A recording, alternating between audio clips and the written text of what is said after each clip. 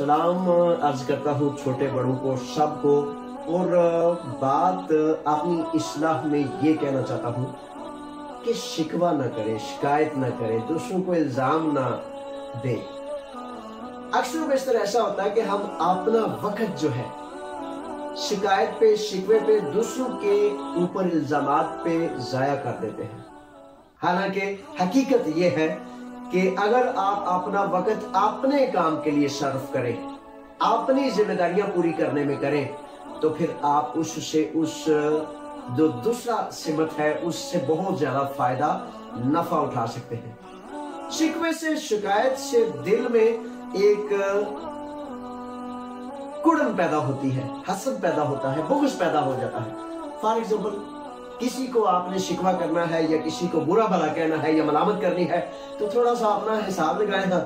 किसी को बुरा भला कहने के लिए चेहरा भी बिगड़ेगा, जनाब पांव से लेकर सर तक सारे असाब भी ऐसे खिंच जाएंगे। यानी कि सबसे पहले आप अपने आप को वो तकलीफ देंगे और फिर जाके दूसरे पर इल्जाम, शिकवा या कुछ बात करेंगे। तो इसलिए शिकवा कम से कम करें। वो बुजुर्गाने दीन, वो सूफियाए किराम, वो बहुत बुलंदी पर जाने वाले, वो कहते हैं शिकवा ये भी है कि आप अपने कारनामे गिनवाते जाएं। जी मैंने आपके लिए ये किया, मैंने आपके लिए ये किया, आपने मुझे ये कहा, मैंने ये किया।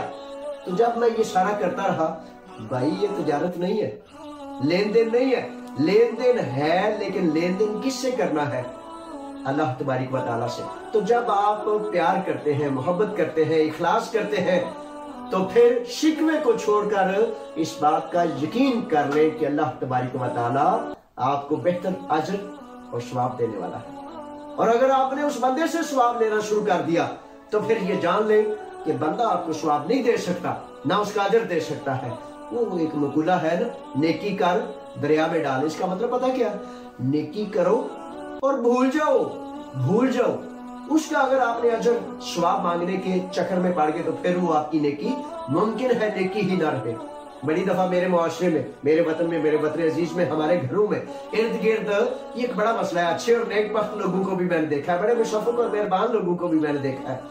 तो वो दूसरों से ये कहते हैं, अच्छा मैं तो इससे इतना अच्छा हूँ, इतना अच्छा हूँ, इतना अच्छा हूँ, लेकिन ये क्यों नहीं मेरे साथ अच्छा?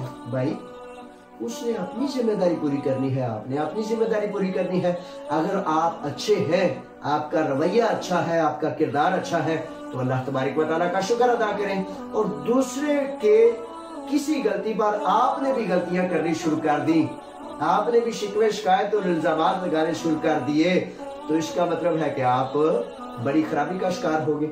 इसलिए अपनी खराबियों को रोकना है, तब जाके किसी दूसरे की खराबी को रोक सकेंगे। यानी कि अपनी अच्छाई को जारी और सारी रखना है अल्लाह की रज़ा के लिए। फिर देखें कि किस तरह आप जो है अच्छाई और पाकी के रास्ते पर वुसअत पाएंगे।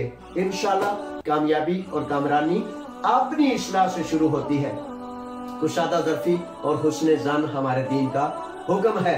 आप जो नेकी और अच्छाई कर रहे हैं उसको कुव्वत से जारी और सारी रखें और ये इत्मीनान रखें कि दिल को ठंडक पहुंचाएं, ना कि दिल में शिकवा पैदा करें, मैं तो अच्छा हूँ, दूसरे अच्छे नहीं। आप अच्छे हैं तो आपको आपके अच्छेपन की मुबारकबाद। अल्लाह आपको अजर अता फरमाए। अल्लाह के हवाले मैं भी और आप भी।